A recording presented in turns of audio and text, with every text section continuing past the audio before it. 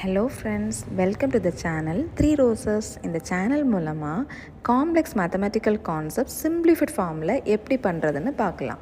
நம்ம சேனலை சப்போர்ட் பண்ணுற விதமாக சப்ஸ்கிரைப் பண்ணுங்கள், கூடவே பெல் ஐக்கானை ப்ரெஸ் பண்ணுங்கள். கண்டென்ட்டுக்கு போகலாமா? ஹலோ எவ்ரிவன், இன்றைக்கி நம்ம பார்க்க போகிறது காஸ் சீடல் மெத்தட் யூஸ் பண்ணி எப்படி 3 ஈக்குவேஷன்ஸை சால்வ் பண்ண போகிறோன்னு பார்க்க போகிறோம். இதில் நம்ம எக்ஸ் ஒய் இசட்டோட வேல்யூவை ஃபைண்ட் பண்ணணும். ஸோ காஸ் சீடல் மெத்தடில் ஈஸியாக ஃபைண்ட் பண்ணிடலாம் காஸ் ஜெக்கோபி மெத்தடை விட. 2 மெத்தட் இருக்குது, நம்ம இன்றைக்கி காஸ் சீடல் மெத்தட் மட்டும் பார்க்க போகிறோம். ஸோ ஃபஸ்ட்டு இந்த 3 ஈக்குவேஷனும் டயகனலி டாமினண்ட்டாக இல்லையா அப்படின்னு நம்ம செக் பண்ணணும். டயகனலி டாமினன்ட் அப்படின்னா என்ன அப்படின்னா, ஸோ இந்த டயகனல் எலமெண்ட்ஸ், தட் இஸ் அந்த ஃபஸ்ட் ஈக்குவேஷனில் எக்ஸோட கோஎஃபிஷியன்ட், செகண்ட் ஈக்குவேஷனில் ஒய்யோட கோஎஃபிஷியன்ட், தேர்ட் ஈக்குவேஷனில் இசட்டோட கோஎஃபிஷியன்ட், இந்த மூணுமே கிரேட்டராக இருக்கணும். எதை விடனா மற்ற 2 வேரியபிளோட கோஎஃபிஷியன்ஸோட சம்மேஷனை விட கூடுதலாக இருக்கணும். இப்போ ஃபஸ்ட் ஈக்குவேஷனை பாருங்கள். ஃபஸ்ட் ஈக்குவேஷனில் எக்ஸோட கோஎஃபிஷியன்ட் 27, மற்ற 2 கோஎஃபிஷியன்ஸ் வந்து 6உம் -1. நம்ம மைனஸ் எடுக்கக்கூடாது, எல்லாத்துக்கும் மாடுலஸ், எல்லாத்துலேயுமே பாசிட்டிவ் வேல்யூ எடுக்கணும். அப்போ 6 + 1, 6 + 1 7ஐ விட எக்ஸோட கோஎஃபிஷியன்ட் 27 வந்து கிரேட்டராக இருக்குது. So first equation okay. Second ஈக்குவேஷனில் பாருங்கள், இசட்டோட கோஎஃபிஷியன்ட் தான் பெருசாக இருக்குது, ஆனால் நமக்கு ஒய்யோட கோஎஃபிஷியன்ட் பெருசாக இருக்கணும். ஸோ நம்ம தேர்ட் ஈக்குவேஷனை செக் பண்ணுறோம். தேர்ட் ஈக்குவேஷனில் ஒய்யோட கோஎஃபிஷியன்ட் கிரேட்டராக இருக்குது. ஸோ நம்ம என்ன பண்ணிக்கிறோம், ஒய்யோட தேர்ட் ஈக்குவேஷனை செகண்ட் ஈக்குவேஷனாகவும், செகண்ட் ஈக்குவேஷனை தேர்ட் ஈக்குவேஷனாகவும் மாற்றிக்கிறோம். இப்போ இது செகண்ட் ஈக்குவேஷன். இப்போ இந்த செகண்ட் ஈக்குவேஷனில் ஒய்யோட கோஎஃபிஷியன்ட் தான் பெருசாக இருக்கணும், செக் பண்ணிடலாம்.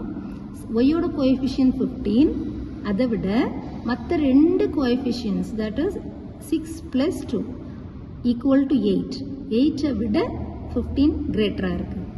தேர்ட் ஈக்குவேஷனில் பாருங்கள், இசட்டோட கோஎஃபிஷியன்ட் 54 வந்து மற்ற 2 கோஎஃபிஷியன்ஸ் 1 + 1 2ஐ விட கிரேட்டராக இருக்குது. ஸோ நம்ம இப்போ இந்த ரெண்டு ஈக்குவேஷனையும் இன்டர்சேஞ்ச் பண்ணிக்கிறோம். செகண்ட் ஈக்குவேஷன் தேர்டாக மாறுது, தேர்ட் ஈக்குவேஷன் செகண்டாக மாறுது. இப்போ இந்த 3 ஈக்குவேஷனையும் நம்ம என்ன பண்ணிடுறோம், எழுதிடுறோம் ஆர்டராக அரேஞ்ச் பண்ணி.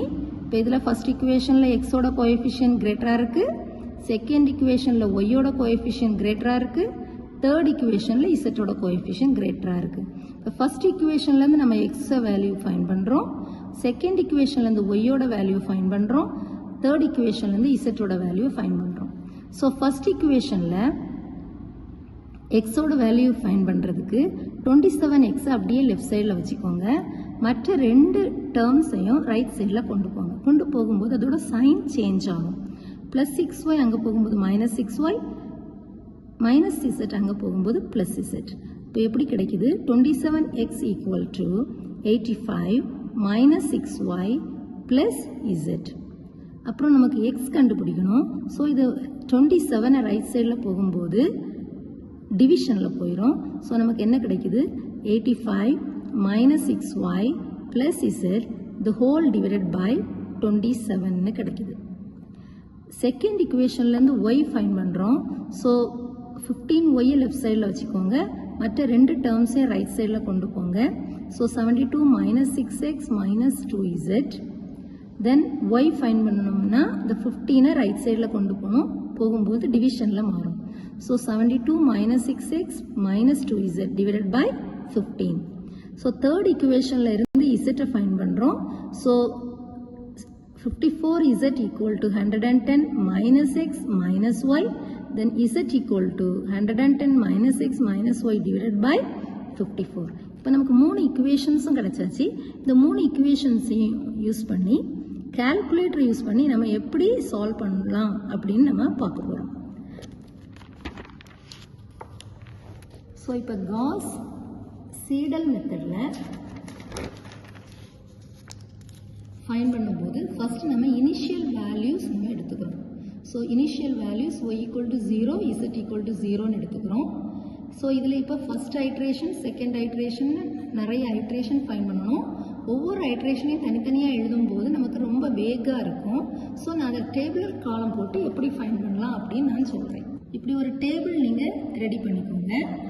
ஐட்ரேஷன் எக்ஸ் ஒய் இசட் நம்ம கண்டுபிடிச்ச 3 வேல்யூ இக்குவேஷன்ஸையும் நம்ம இதில் என்டர் பண்ணி வச்சுக்கணும். தென் கால்குலேட்டர் எல்லாரும் கால்குலேட்டர் எடுங்க. கால்குலேட்டர் ஆன் பண்ணிவிட்டு 3 இக்குவேஷனையும் இதில் ஃபீட் பண்ணுறோம் வித் கோலனோட. ஸோ எப்படி ஃபீட் பண்ணுறதுன்னு பாருங்கள். First alpha closed bracket press பண்ணும்போது நமக்கு எக்ஸ் வந்துடும். So X equal to for equal to alpha Calc. Alpha Calc press பண்ணும்போது ஈக்குவல் டு வந்துடுது. தென் அந்த இக்குவேஷன்ஸை அப்படியே டைப் பண்ணுங்கள். ஓப்பன் ப்ராக்கெட் 85 minus 6 y की alpha comma plus z. z இங்க கால்குலேட்டர்ல zங்கிற சிம்பல் இல்லை, அதனால ஆல்ஃபா m plus ப்ளஸ் பண்ணும்போது mங்கிற லெட்டர் வந்துடும். ஸோ zக்கு பதிலாக m வச்சுக்கிறேன். bracket close divided by 27. இது ஃபர்ஸ்ட் ஈக்குவேஷன் நான் என்டர் பண்ணிட்டேன். தென் செகண்ட் ஈக்குவேஷன் முன்னாடி ஒரு கோலன் போடணும். கோலன் வந்து ஆல்ஃபா இன்டகிரேஷன் சிம்பிள். ஸோ ஆல்ஃபாவும் இன்டகிரேஷன் சிம்பிளையும் ப்ரெஸ் பண்ணும்போது ஸோ கோலன் போட்டாச்சு. நெக்ஸ்ட் ஒய்யோட ஈக்குவேஷன். அப்போ ஆல்ஃபா கமா இப்போ y equal to alpha calc. Then bracket 72 minus 6 alpha x minus 2 alpha m. Is it instead of is it m? Okay, bracket close divided by 15. Okay, then colon, again colon, alpha integration symbol. Then z. z க்கு பதிலா m போடுறோம். equal to the alpha calc bracket 110 minus alpha closed bracket for x minus y alpha comma bracket close divided by 54. இப்போ நம்ம 3 ஈக்குவேஷனையும் with கோலனோட enter பண்ணியிருக்கோம். எப்படி நம்ம XYZோட வேல்யூவை ஒவ்வொரு இட்ரேஷனுக்கும் ஃபைண்ட் பண்ணுறதுன்னு பார்க்கலாம். Okay, so first Calc plus Calc. இப்போ நமக்கு ஆல்ரெடி இனிஷியல் வேல்யூஸ் வந்து ஒய்யோட வேல்யூவும் இசட்டோட வேல்யூஸும் எடுத்திருக்கோம்.